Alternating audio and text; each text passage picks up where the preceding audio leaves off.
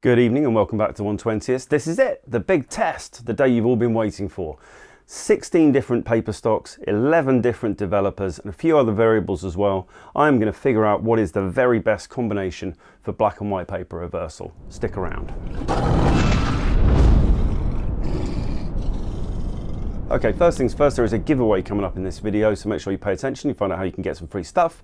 The next thing I need to say is apologies that this has taken so long, but as you can understand, I've been amassing paper stocks and developers and bringing together some different recipes. I've made some of my own developers, so we've got a huge amount of stuff to test today.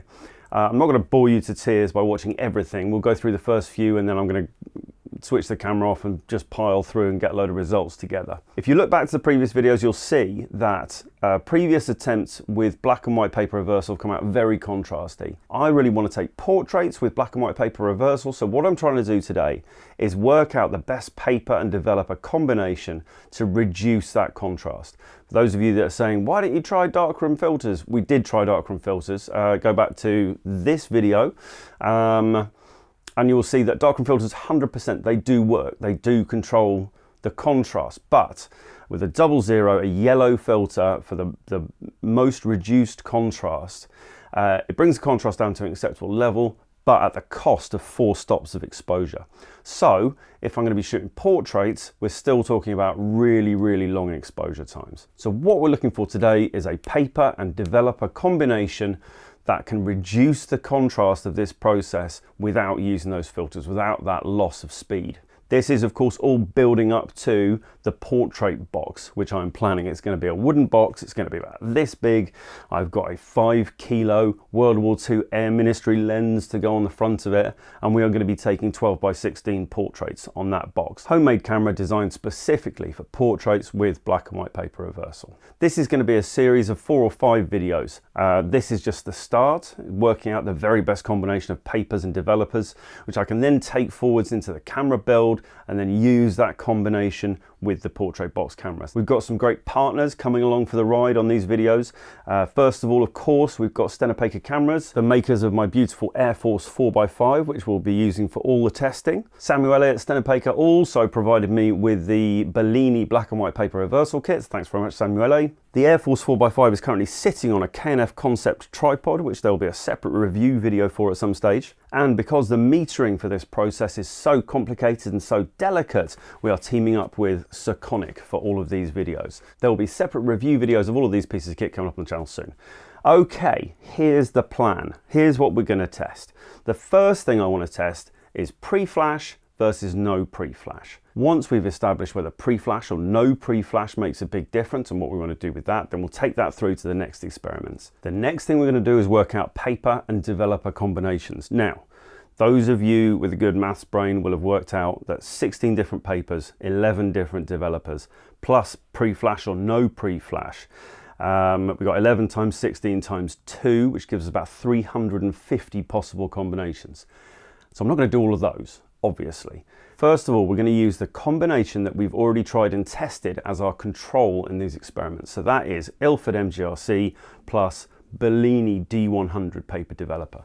That's our baseline, that's our bench line, and we'll start off with some of those. Then we're going to test all the developers first, so we'll get a standard exposure onto a piece of paper and we'll run it through all 11 different developers and we'll compare the results. Then we'll take our 2 favorite developers, the ones that are giving us the best results, and we'll take those through to the papers, and we'll test all the papers through 1 or 2 of those developers. If there are certain combinations that are starting to emerge, or I think there might be some anomalies, or certain papers are going to behave differently, then obviously I can go back and I can test individual papers in certain ways. So a quick word on the developers. We have 8 commercially available developers and 3 developers that I've mixed myself from recipes in either Steve Anshell's Darkroom Cookbook or Ansel Adams' book, The Print. Papers are a little bit more complicated.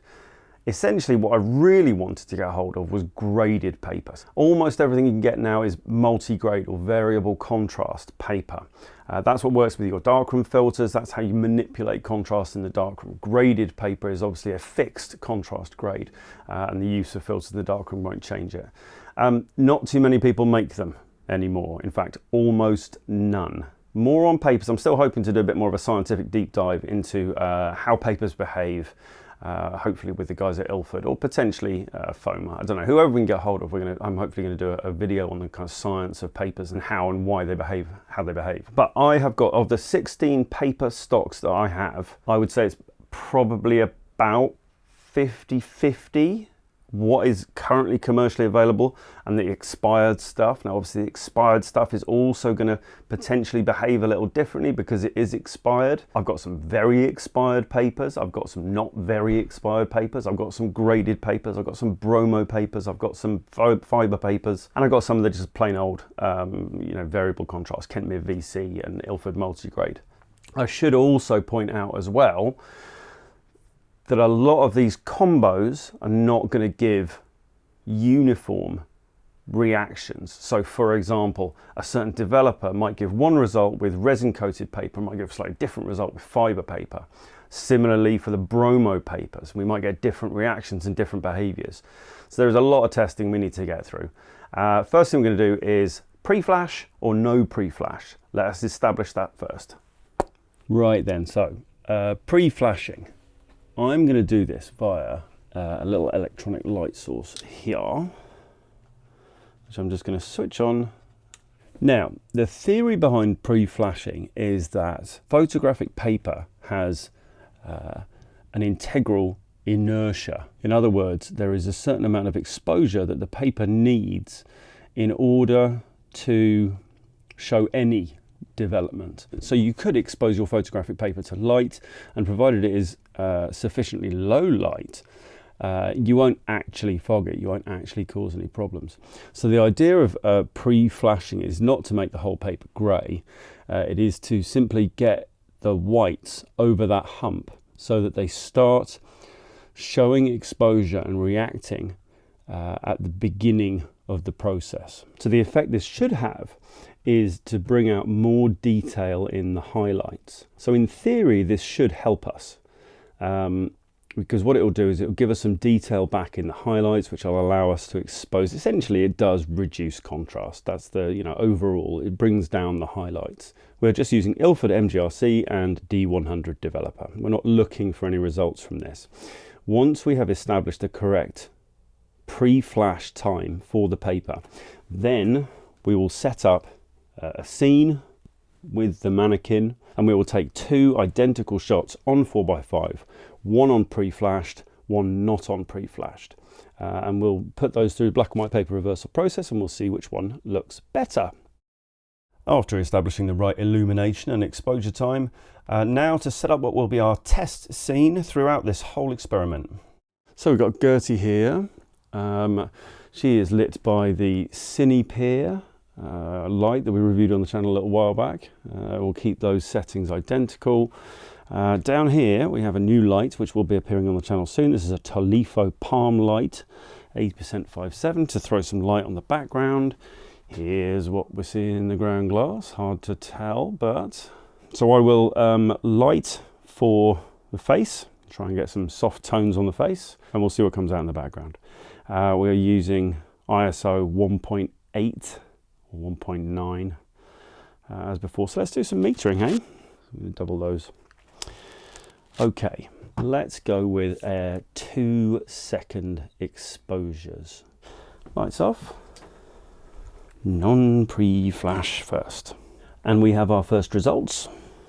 I'm not seeing any real change in the contrast between these two. If we crop it on the face, we can see a slightly lower exposure on the face, but no real change in the transitional areas on her cheeks, side of her nose, neck area. No real change in the contrast for me. Or if there is a change, then it's not enough to warrant the faff of doing the pre-flashing. So let's cross that off for now. Also, try to ignore the sort of grimy look to these two. I had no clarifier and I was seeing if I could get away with it. So the first lesson of this whole thing, you can't get away without clarifier. So I mixed them up from scratch, and this issue is gone from here onwards. So the next thing we're going to do is I'm going to do a series of test shots to establish the exact correct exposure, and then we're going to start mixing up some developers, you know.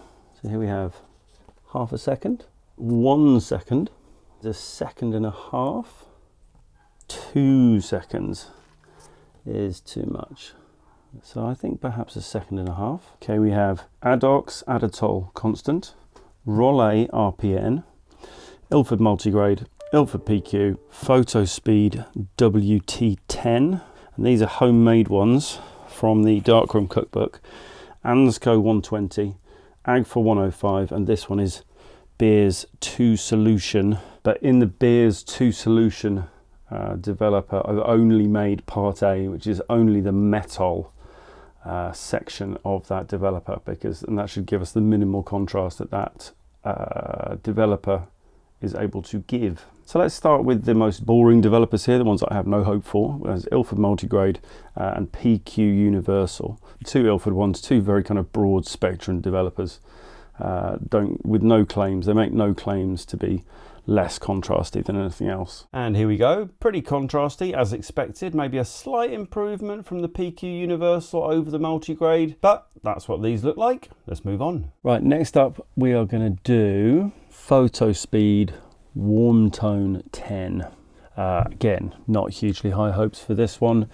Doesn't claim to be a particularly low contrast developer, just that it creates a warm tone in the prints. But interesting to see what the difference is anyway. I'm shooting 4 sheets at a time throughout this and testing 2 developers at a time. So WT10 and RPN going through the process now. This one is Rollet RPN and this one is Photo Speed Warm Tone. Again, pretty contrasty results, not seeing anything that's going to change the world here. Slightly better from the Photo Speed maybe, the RPN's pretty punchy contrast-wise. Right then, so now we are moving on to the developer that I think could be the most interesting. We've got Adox Adatol Constant, which is supposed to be a soft developer. And then we've got the ones that I have made. Still not seeing any groundbreaking results here. I'm disappointed by the Agfa 105. I had hoped that would show some better results, but still pretty much the same. Slightly lifted blacks perhaps from the Agfa, and nothing remarkable from the Adox Adatol Constant. On to the next. I don't know about you, but these are all looking pretty similar. Still, we'll press on. The one I'm really hoping for is the Beers Part A. Right then, this next one is Ansco 120. And we're definitely seeing some tones in the face.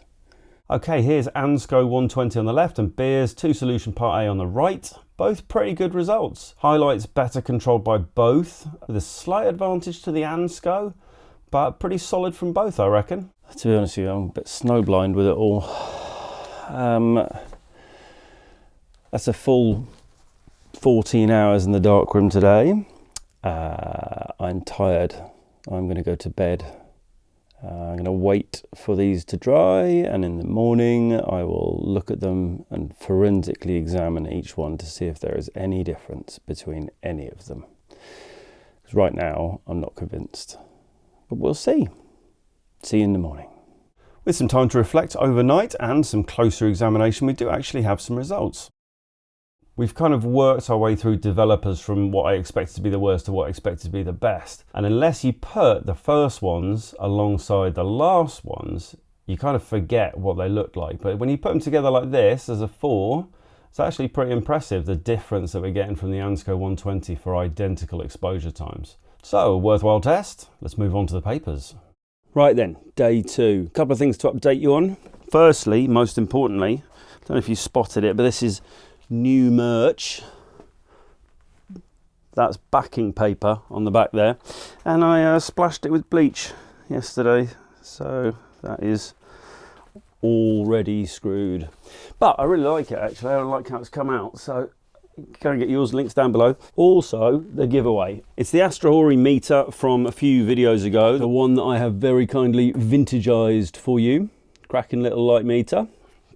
So that will be going to one of you guys free of charge. All you have to do is email me on hello@the120.ist and I will pick a lucky winner at random live on YouTube. So I won't do a live on Instagram this time, I'll do a live on YouTube because a lot of people last time said, oh, Instagram. So YouTube live it is. Watch out for that. If you want it, email me. Okay, so today is all about paper. We have a lot of paper stocks.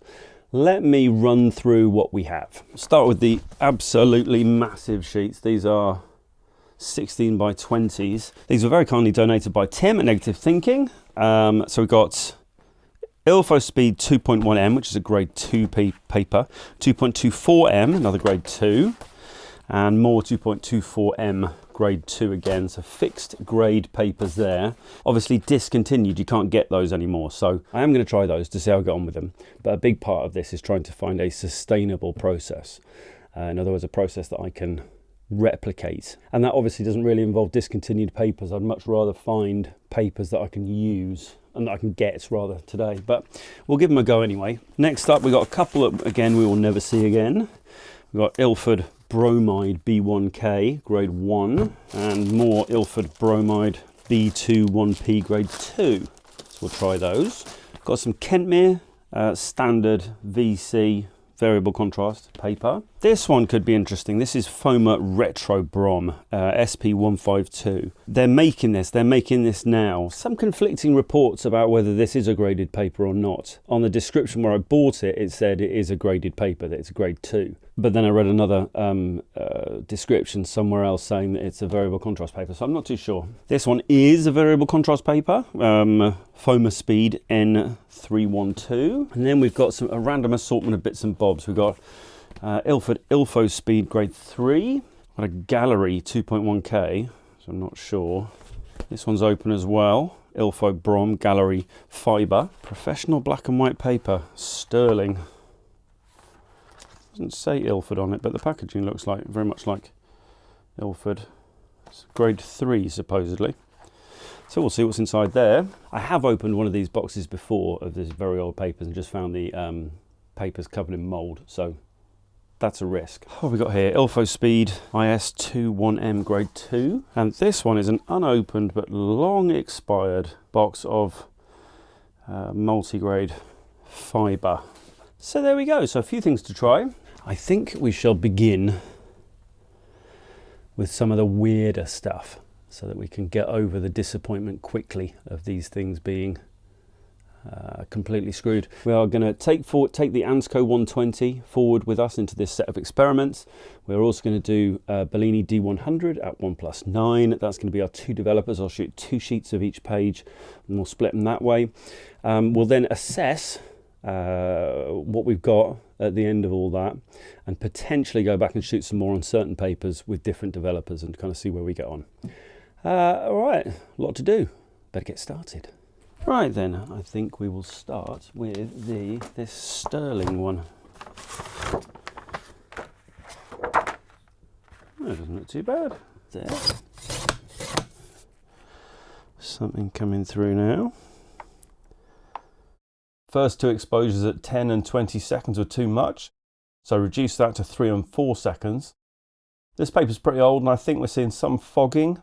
Also took best part of a day to properly dry, and before they dried they looked awful, so I actually moved on from this pretty quickly, but it's a good start. I want to try this one, so let's move back to a modern paper. Retro Brom SP152. It's fascinating stuff this, it's stiff as a board, so I haven't needed to put in the double-sided sticky tape that I've been using for everything else, so interested to see what this does. I'm going to start it with the 1.5 seconds that we've been doing for everything else. 1.5, actually let's do 1 second and 2 seconds on this. Right, this is interesting. My safe lights have fogged this paper. So if we look at this one here, you see these square corner.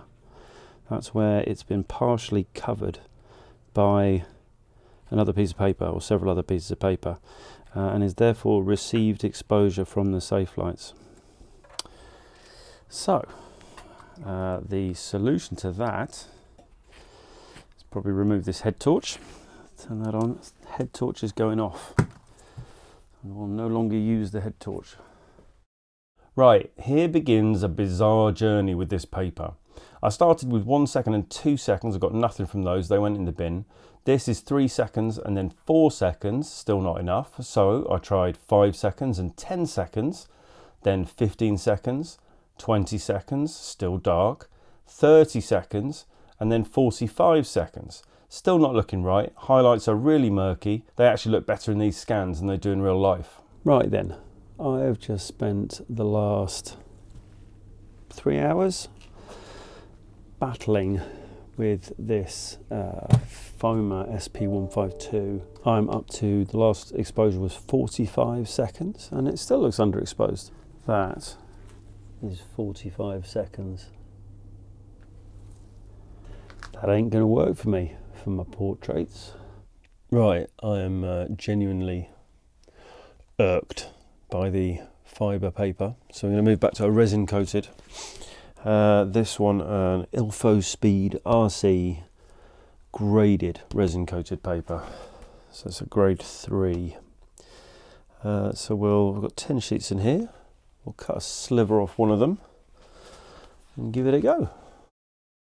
And here we have the first results, overexposed at 12 seconds. But just look at how the different developers deal with the overexposure. D100 on the left, Ansco 120 on the right. And same again, wildly different results from the same paper at the same exposure from the two developers. Still pretty high contrast though, so I moved on to test the grade 2 version of the same Ilfospeed paper. And here we have a 4-second exposure in the Ilfospeed RC grade 2, again, wild difference between the D100 and the Ansco. And the Ansco here, it's starting to look pretty good actually. If we dive in and take a closer look at the RC grade 2 here, it does look like we're starting to get some tones across the face. Right then, and with that Ilfospeed RC2 completed, it is time to go to bed. And day 3 in the darkroom starts tomorrow. There's a few more papers that I want to test. I shall see you in the morning. Okay, welcome back to day 3 in the darkroom. I have been overnight mystified by the behaviour of that Foma paper. I just can't understand it. The more I think about it, the odder it is. So there's a couple of things I want to try first. We'll start with that paper. I'm going to try a different safe light to make sure that we're not getting any interference from that. I'm also going to try and try changing the colour temperature on the lights that I'm using to illuminate the subject. I'm going to get out the Adox Adatol developer because that is one of the ones that is recommended by the instructions. We'll just see if we can get anything from that paper first of all, because in theory, you know, it should be ideal for this. Not if it needs more than 45-second exposure time though, obviously. First thing I checked was a colour temperature. There is a note in the instructions saying that this paper is set up for tungsten balanced lights, so I tried that and it made absolutely no difference. Next thing I changed was the clarifier. I thought maybe the clarifier might be interfering with this paper somehow. So this was a test without the clarifier bath, no improvement. Next theory was that the fibre paper needed much longer in the bleach bath to clear that first exposure. So this was 3 minutes in the bleach. Slight improvement, but still not right. And back to exposure times to see if it is even possible to blow everything out on this paper. Starting with 45-second exposure, then a minute, and then 2 minutes. I'm baffled by these results. The only thing I can be sure of is that it's not working. Time to ditch the retro brom and move on. Next, we are going to, let's see what these ancient Ilford bromide papers do. Do Ilford bromide, grade 1, double weight, soft glossy. Okay, so here we go. This is 10 seconds. And this is 20 seconds. Really, that's quite similar performance to the Foma retro brom paper. There's something that just doesn't work with this process, with whether it's bromide papers or fibre papers. Like I said, we'll try another fibre paper before we're done. Don't know. Got any ideas? Stick them in the comments. Next up, let us return to the better known world of modern papers and let's try the Kentmere VC variable contrast resin coated. I confess, quite yearning for the simplicity of some resin coated paper. And you'll be pleased to hear we're back in familiar territory. Right then, I can tell you that our hardcore contrast is back. So that is 1 second, and that is 2 seconds. Both overexposed, which is exciting. Now, That also suggests that this is slightly more reactive, slightly quicker than MGRC. So, what is the correct exposure time? I need to mention that I've run out of Ansco. I didn't make much, and to keep this experiment moving, I'm just going to switch it out for the Beers 2 solution part A, which gave us very similar results in the developer tests. We'll do half a second, half a second and a fifth of a second, and we'll see what that gets us. I mean, we're getting into like normal exposure times here, it's crazy. So a quarter of a second and half a second, and both now underexposed. So I think that perhaps if we'd done that for a second in the Beers 2 solution, that may have been about right. So this is a really interesting test right here. 1 second measured with the shutter, so there's identical exposure times, identical lights, everything identical apart from the developer. And we can see the difference in the highlights. It is absolutely clear on these two.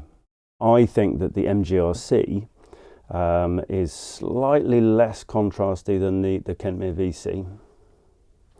But we'll put them next to each other and we'll see what we think. Either way though, I mean, the fact that the kind of the best results we're getting at the moment are with the cheapest papers makes me happy. Right, Ilford MGRC versus Kentmere VC, Ilford on the left, Kentmere on the right. And in fact, directly comparing, it looks like the Kentmere may be very slightly lower contrast and definitely more sensitive. 1.5 second exposure on the MGRC and 1 second on the Kentmere, plus a slightly warmer tone for the Kentmere as well.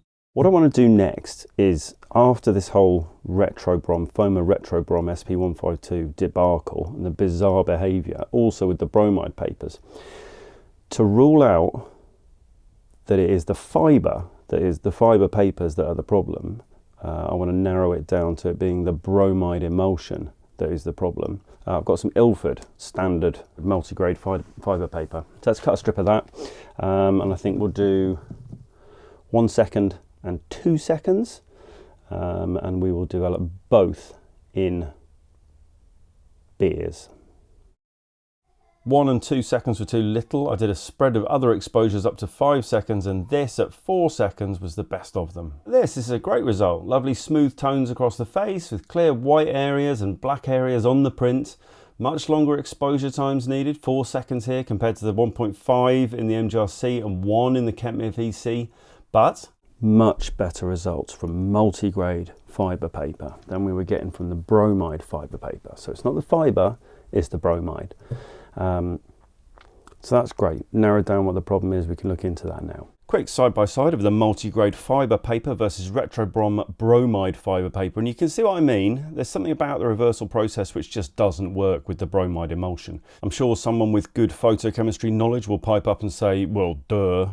Please do. Please drop me a comment below. Tell me what I've missed. So what I am going to do is meter that scene again for the highlights and make a note of exactly what we would grade that fibre paper in Beers as an ISO, so that I can hopefully follow up and get those exposures identical when the time comes. With exactly the same lighting, I'm now spot metering the highlights on the face so that hopefully I can replicate this in a real scene. So I have the numbers, they're not that encouraging, but at least we can repeat this. Gives us an effective ISO of 0.3 roughly. Let's make a note of that. I did the same calculation for the Kentmere VC and got an effective ISO using the Beers developer of 1.4. 2 more papers I want to try. The last ones are FOMA Speed N312, which is a standard multi-grade. Sorry, this is wrong. I've since discovered this is actually a graded paper. It should be equivalent to a grade 3. They used to make a softer, a grade 1/2, but that's not in production, but this one is. Right then, final 2 results. This is the FOMA multi-grade. That is 4 seconds.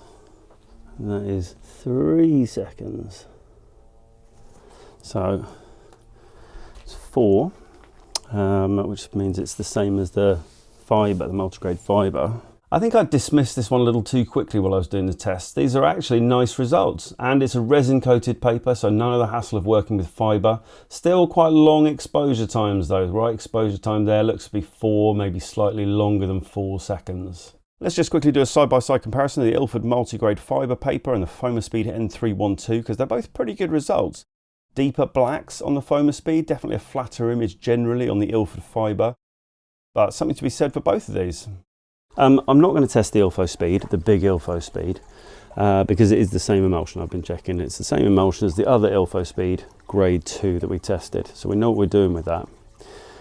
So what I'm going to do, I'm going to take the multi-grade fibre paper and use it on a better scene before I put all these chemicals away. So I'm going to change the lens from the super wide that I've got on to a 210, hopefully persuade my wife to sit for a moment. I'm going to put her in as flat a light as I can find, and we'll do one last photo, one last nice close-up, one last portrait, bring it in and test that combination in the real world. So I was going to have that conversation, see if my wife will sit for me, and we'll go from there.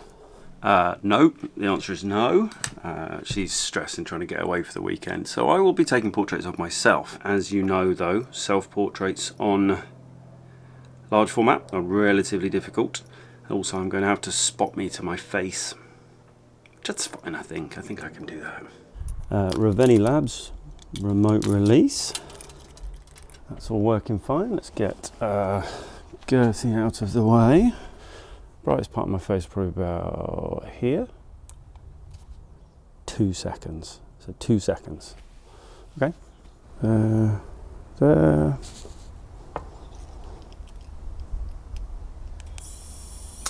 Let's do a slightly shorter one this time, just so we've got some options. So let's sit up nice and straight.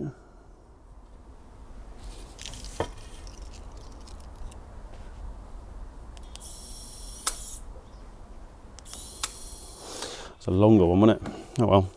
Right, let's go develop these. And here are the results. Here's me looking grumpy as hell. And here's me with half a smile on my face. Now, to give you an idea of how far we've come, let's go back to where we started this whole journey many months ago. And I think you'll agree that we've made some progress here. The image on the left is one of the very first ones I made with this black and white reversal process, and was one of the images that prompted my hunt for a less contrasty paper and developer combo. The light on that day was overcast, so it wasn't like I was shooting in direct sunlight. The background was dark, but it's the face I'm looking at. And I'm happy to say there's definite progress here. Right then, that is the end of the testing for today. There are still lots of different combinations that I would like to try out in the real world, but for the purposes of this and, you know, shooting with a mannequin under controlled conditions, I feel like I've learned as much as I'm going to learn here. The fibre paper and the Ansco 120/Beers 2 solution part A probably gave us the flattest result, but it comes with certain costs, the first of which is the cost. Fibre paper is obviously significantly more expensive than resin coated paper. Fibre paper is also a pain in the arse to work with, so that has to be factored in as well. There's also a lot of texture to it, which is obviously not necessarily a bad thing, but I also do like the sharpness of the resin coated paper. That texture with the fibre paper gives it a bit of a softness. I think the biggest thing to take forward from this is that Ansco 120 definitely makes a difference with the development. And so what I will be doing from here on is probably development in that developer plus a variation of different papers. I've got a load of exercises coming up with the black and white paper reversal, so lots of opportunity to test the different combinations. More coming up very soon, product testing, and then obviously the big camera build and all the portraits that come from that. If you are not currently subscribed, please do subscribe so you can come along on those adventures. I do need to say a few thanks. First of all, big thanks to all the channel supporters today. We had Talifo with the palm light that was lighting the background, currently lighting the background of this shot here, so you won't be able to see that.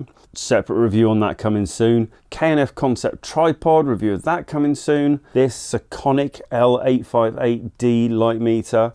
Really enjoyed using that, just so flexible, so many options for how I can meter a scene, and obviously super accurate. So that will be coming with me through certainly the remainder of the black and white paper development experiments and portrait sessions. So watch out for more on that. Also separate review on that coming up soon as well. Big thanks also to the other companies that worked with on this one, Stenopeka, Bellini Photochemicals and Jiyun. Personal thanks also to Samuele from Stenopeka for his support throughout this, and to Dave Walker who has been exceptionally useful vault of information when I've had questions about stuff. Although, didn't know anything about the bromide paper, did he? Come on, Dave, pick it up. Big thanks to you guys as well for coming along. I hope you found it interesting. I hope you find it useful for your black and white paper development adventures. There's something to be learned, I think, from all of these developers and what they do to a piece of paper. I have found it useful. I will be using the information we've discovered here. And I look forward to seeing you for the next one. That's your logger. Bye!